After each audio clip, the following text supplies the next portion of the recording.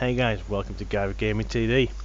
Today we are back with one of my most popular videos that I've uploaded, and it's Phoenix RC Flight Simulator. This is one of those great things for if you are a remote control enthusiast and you have aircraft, whether it be amphibious, land, or you throw them, helicopters, even drones these days. This is a good program to keep your hand in, practice, and even get to learn new aircraft. So this video is going to be taking a look at V5.0 is the one I'm using at the minute, and showing you some of the new things. As you see, the startup screen is different. I'll go into that in a minute. Also be answering some of the most common questions that I've got about this simulator from viewers, and hopefully this should help a lot of people. But I say, if you do have any more questions, if I don't cover anything, feel free to chuck it down below and I shall look into it and answer it as best as I can. I am going to try and ask the developers a few questions and see if they'll get back to me on that, and I may do another video in the future to update on some of these questions, but I might go into some of them as I'm going through the video anyway. So I'm going to start with where you get it from. Most hobby stores or flight sim, RC sim stores could possibly have this. I got this from a remote control store on the UK mainland.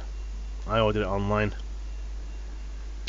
So I got a package, came with the simulator and with a Spectrum DX5E, which is the same control that I have for my my little helicopter that you see down below in a minute. So that came in quite handy, but you can use a lot of controllers with this, and I'll go through that later on. So if you go check online, you know, it might be cheaper for you to go online and see what sort of packages are out there and order them. I know there's a lot of these in the US. I think there's only a couple of places in the UK that will buy them. You could check the official website, that also sends you to a few places. But as I say, if you have a local hobby store or remote control shop that sells aircraft and cars and things like that, go down and give it a check and ask them. They may be able to get it for you, or they might actually have it in stock. So next one I get quite a lot is can I run it? Now the PC requirements for this is not that high, to be honest. In fact, if you had a mobile phone these days that had 1.5 gig of free space, you could probably run it on a mobile.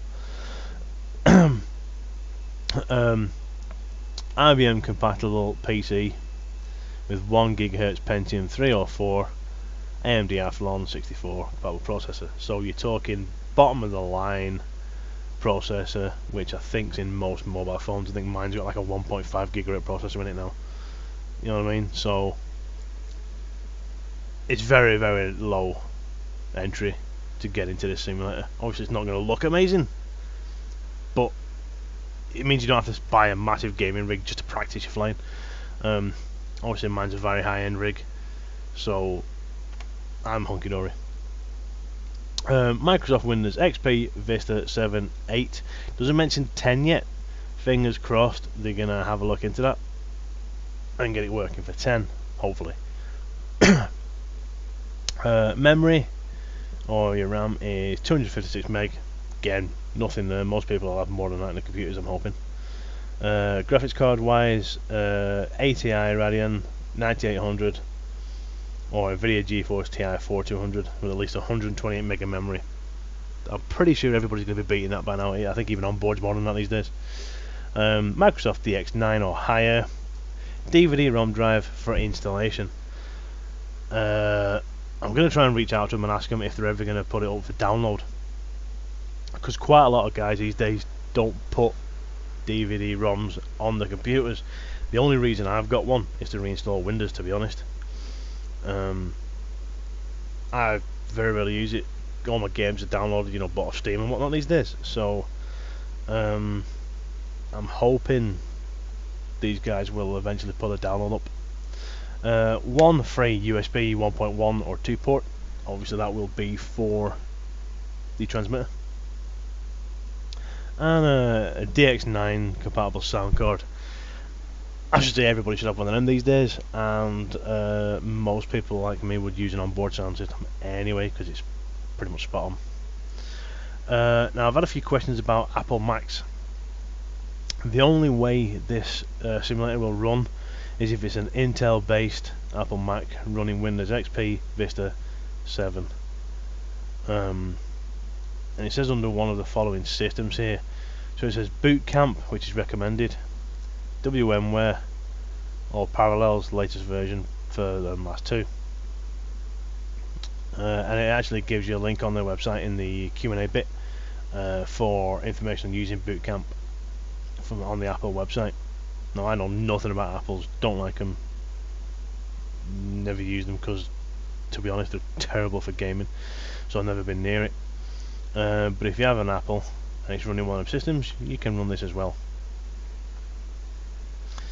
So that's gone through whether it can be downloaded, where you get it from, and the system. So I'm hoping that's going to help quite a few of you guys. I don't have a lot of questions about them things, but I do get the odd one, about the Apple Mac stuff anyways.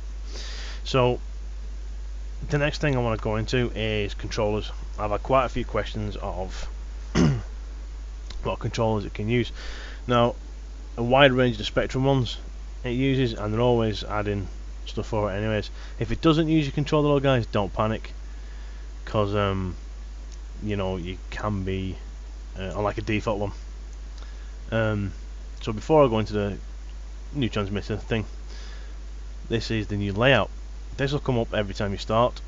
You can actually turn it off by just unticking a box and it won't show up again, but it's quite handy. You can configure this screen here, click it, add models, flying sites and whatnot, and then all you have to do is bang, done, you're there. So that's quite nice. That's about the only real change it is to the startup screen and whatnot. The rest of the layout's pretty the same. Bar at the top, favourites, notifications down the side. So that's really it. But this is quite a nice new start mode. I do like it. So back to the transmitters. As I say, I have the Spectrum DX5E. Beautiful controller, love it. Use it for one of my helicopters, and it's really, really good. I actually wouldn't mind upgrading to a higher spec one at some point. Don't know what, but it's probably going to be a Spectrum one again, because I've got two of them now and they are good, and I'm used to them, so I'll probably stick with that. But if this is your first time playing it, plug your controller in, set up new transmitter, and then you just go through the wizard, and it'll go through everything, what to do, how to set it up, what you need, telling you exactly what you need, which is actually quite handy.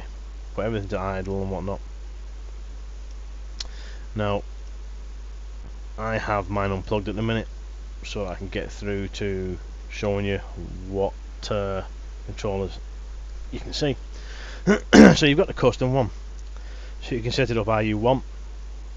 I think I have a custom one in there because I have one of the toggle switches changed for something, so it's chucked it into the custom one. But you've got your Futaba, if that's how you say it. You've got a good range there. High tech, just a couple.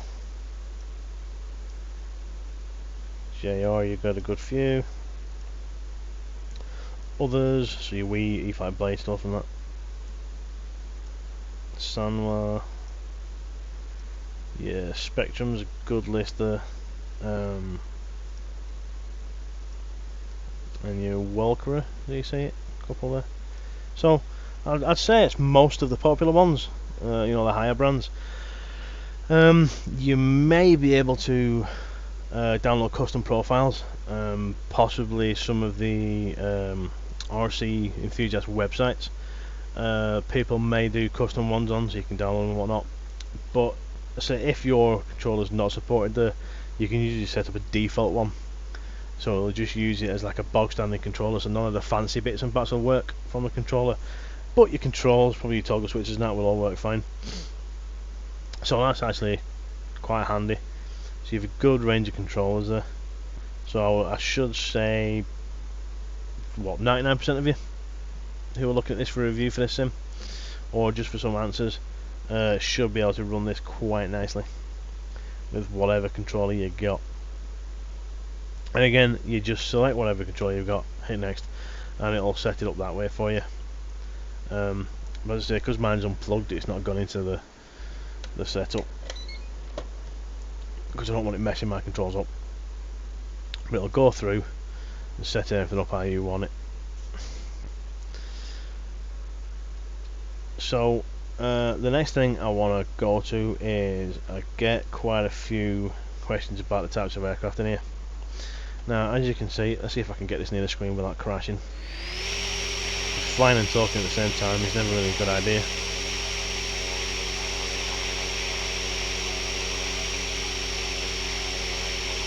This is my little Blade SR, which is what I have in real life. And I still suck at flying, because to be honest I've not had much time to train or anything like that. But as you know, model details are very high in this.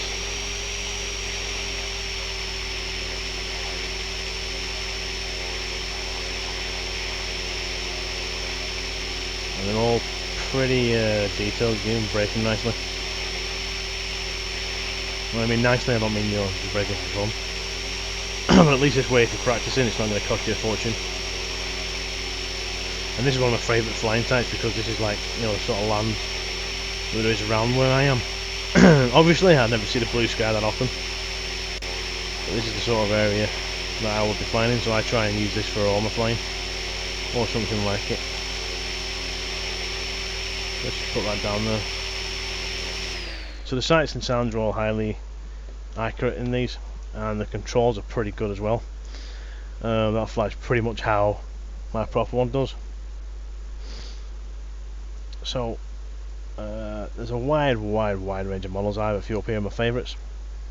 Again, this has all been revamped for version 5, so it's a better preview mode. Gives you information down here, size, weight, and what it can do, and you can add it to your favourites and that there. Some of them do have different flight skins. And then if you right click in the box, you can spin it around and see it from different angles, which is quite nice. Or you've got your static portrait and whatever views at the side. So I have a couple sat of my favourites here, which is the ones that I use the most for looking about when you're practicing. So there's my little E-Fly Blade SR. It's a cracking wee chopper, I love it. And this Sapphire 90 I like playing with. Now if I select that from my favourites, I'll show you the smoke effects as well.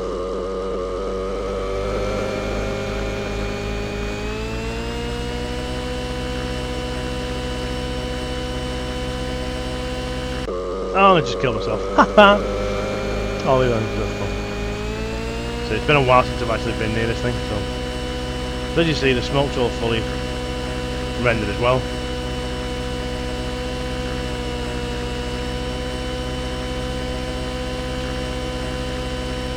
Excuse my terrible flying, I am still learning these things.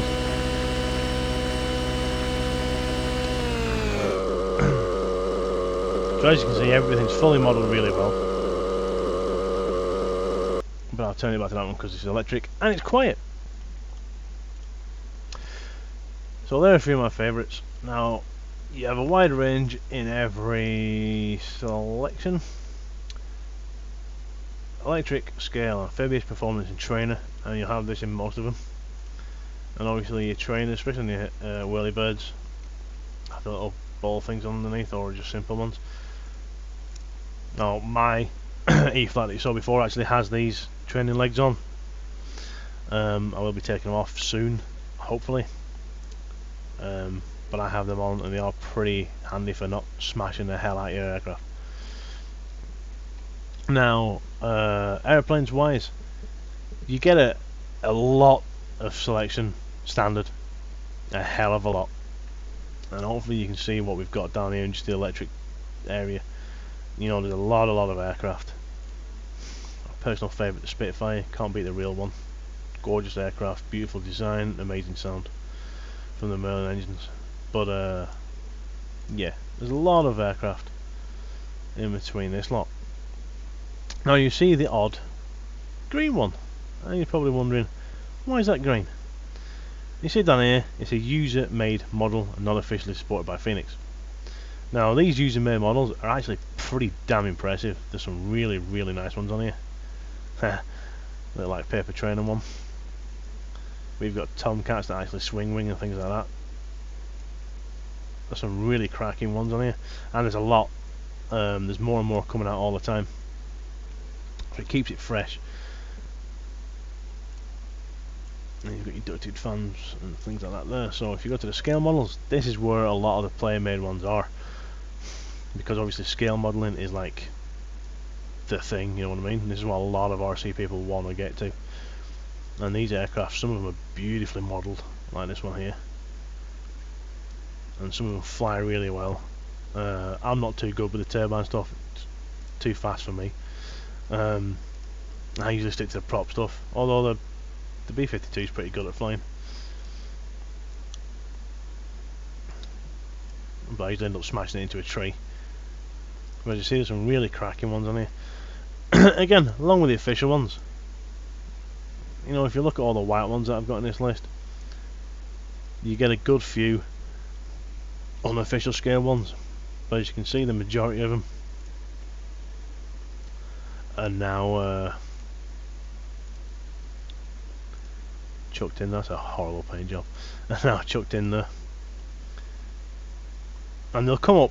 It won't be in the official downloads, but it will tell you when there's new aircraft to download, and it actually tells you on the website as well when there's new ones to do. And a good few of them have alternate paint jobs, which is pretty cool. So it keeps it going. There's a lot of paint jobs on this one, which is really sweet. But you know, very well modelled, so it gives you more of a variety to practice and mess around with. And you've got your amphibious stuff as well for the maps that have the water. You know, the gorgeous Icon A5. God, I wish I could have one of them in real life. Awesome aircraft. And again, same with the whirlybirds. The helicopters, got some great collections. Airwolf, love that chopper. Still watch it today. Even though it's a tragic what happened to the real helicopter, but I'll let you look into that yourself. But yeah, they've got some really nice models here. Chinook's a bitch to fly, really is a pain. And again, a lot of these are turbines. See, scale turbine, gives you weight and height and that. Sound amazing. So again, you've got some really nice selections in here. You've got all your popular models and makes, and hopefully you see one that you've got in here as well. There's my Blade SR. And you've got your stunt aircraft in here, so you can put them on. There's a player made one. Put them on stunt mode, practice your stunts, you know, flying it on its noggin, on its tail, spinning it around, whatever you want to do. All that's possible in this.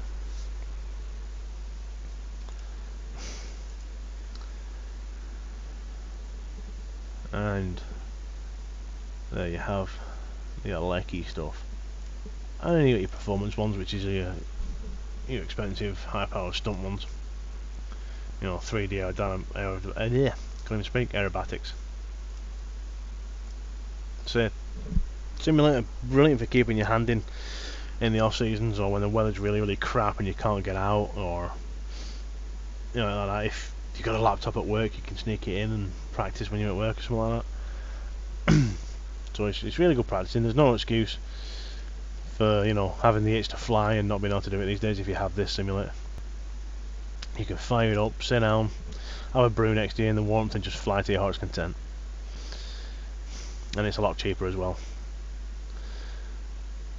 Now, gliders, I've never really tried these, got into them, but if you're a person who likes to fly gliders, there's a few in here. Not a great deal, I have to admit, but there's a few. So you can even get in and fly, or if you fly normal aeroplanes and you want to give a glider a go, you know, a simulator is really good for it. If you don't know what you want to fly, or say there's a new aircraft you want to buy, or a new helicopter you want to buy, come in here, see if it's on here. If it is, give it a blast and see if you like it. Other scale models, and the tilt rotor one, I have no baldy how to fly that.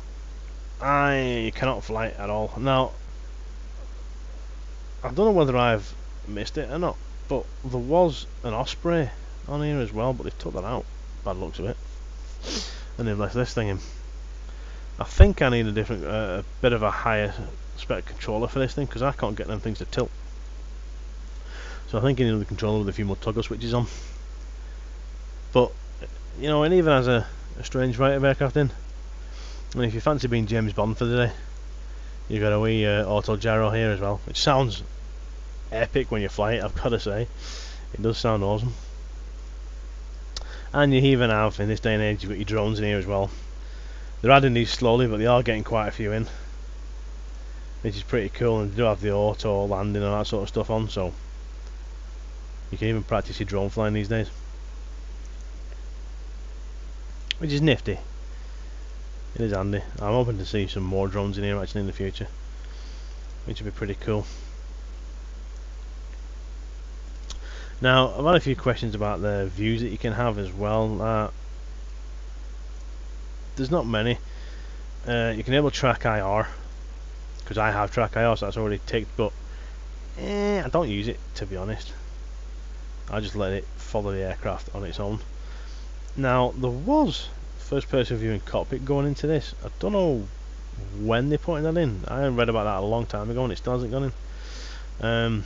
But you can have your free look, your ground look and stuff like that, and then, you know, look at my model obviously, or if there's multiple in here you can look at somebody else's model. But I need to look up that chase and cockpit view, because I read they were putting that in a while back and never seen it yet, so I'm gonna have a look at that and find out for you.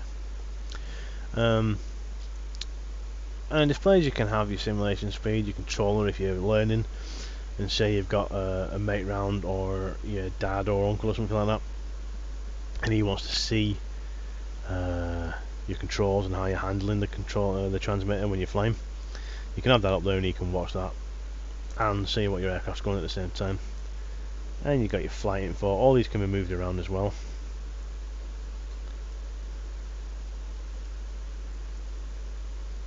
And put wherever you want the screen, which is quite handy. You can just get rid of it like that. And then your two balls, obviously what's on the two bar at the top. And you got your logbooks, your GPS and pilots' names and all that sort of thing. Now, in the cameras one, as well as track IR, I would love to see VR. I don't know whether this is compatible with the Oculus. I don't think it is, but I'm actually going to reach out to them and ask, is there any future plans to make this VR ready? Because I think this would be the perfect platform for virtual reality.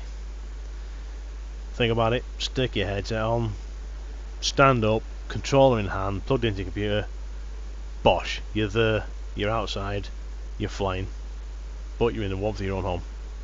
I think this would be perfect for it, because you can look around, you can spin around, you can follow the aircraft, and it'll be like you're actually stood in a field flying it. Get your headset on, whack up the volume, it'd be brilliant. Fingers crossed they might look into it, or possibly a new Phoenix RC flight sim might be made where it's VR compatible. So I'm going to try and reach out to him and ask him. Fingers crossed to get a reply. And then I'll do another video on that update. I'm also going to ask about the download thing, so I do have a few questions that I'm going to put to him. If I get a reply and answers, I will put a video up letting you know. It'll just be some background footage of me probably crashing a lot, but I will try and get that information out to you guys, because with the event of VR coming out, say I have a Oculus Rift DK2, awesome bits of kit. It's definitely the future of gaming. Not so much on the FPS version of it, but racing sims, flight sims, I suppose some FPS stuff you could use for it, but it's definitely the future of gaming. So fingers crossed in the future they'll put that on. Really hope they do, because that'll be epic. So there are a few views, but you know, I always have it realistic where the head just follows it. Doesn't auto zoom out like that, so when it gets far away you can't see it, you can't see it. There are training things in this. There's actually training videos, which is quite handy. You can click on that and watch the videos. There's hover training, which takes you through controls and whatnot. So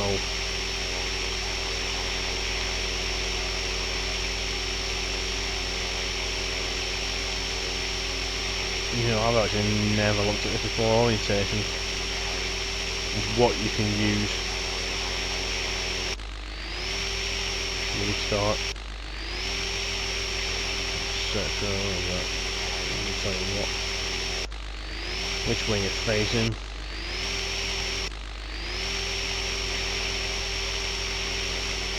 So it's getting you to practice your hovering. So let's actually stop in there. So you can practice, you know, moving it back and forward. So if you open behind, that's always the best way to learn.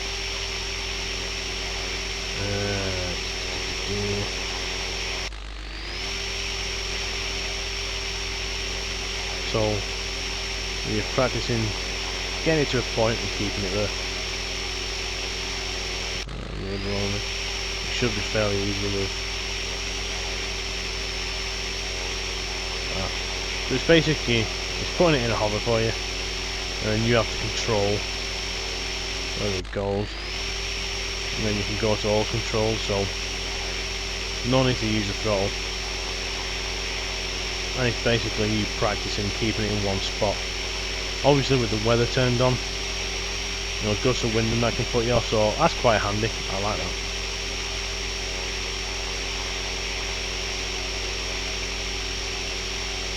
And you can reset it, changing weather and whatnot.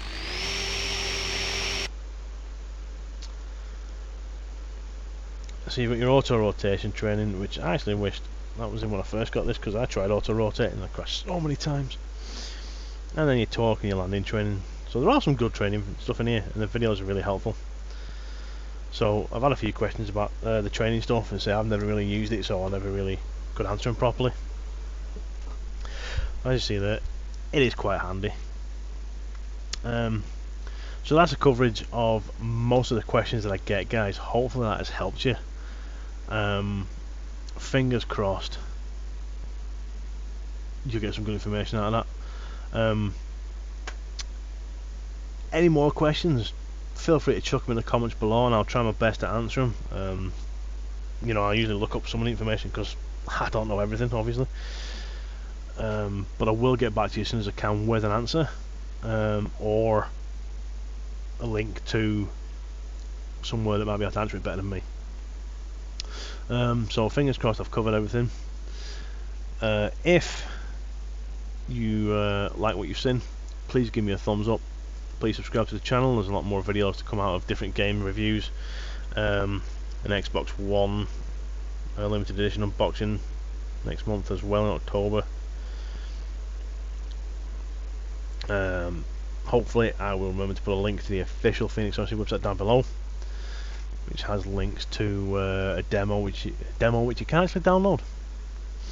Whether you can upgrade the demo to the full version or not, I don't know. That would be quite handy. And there's a Q&A on there, and also links to where you can buy it from. Again, guys, thanks for watching. Before I go, if you are in the UK and you wish to buy computer parts, overclockers.co.uk is a great place to buy your computer parts. Very knowledgeable staff, 99.9% of my rig is built from overclockers. I think the only thing that isn't is actually my mouse, because I couldn't get that from them at the time, but I think they actually sell it now. So if you need anything from a USB cable all the way up to a brand new full system, please use my link down below. I have affiliated myself with these guys because they are really, really good. They know the stuff, and very, very good gear. Just to help the channel along, if you click my link, they'll know that you've been sent there by me. Anything you buy, I'll get a very, very small kickback, just to help me keep my rig going and this channel going. Again, guys, thanks for watching. I'll put that link down below, and hopefully happy flying, and see you around.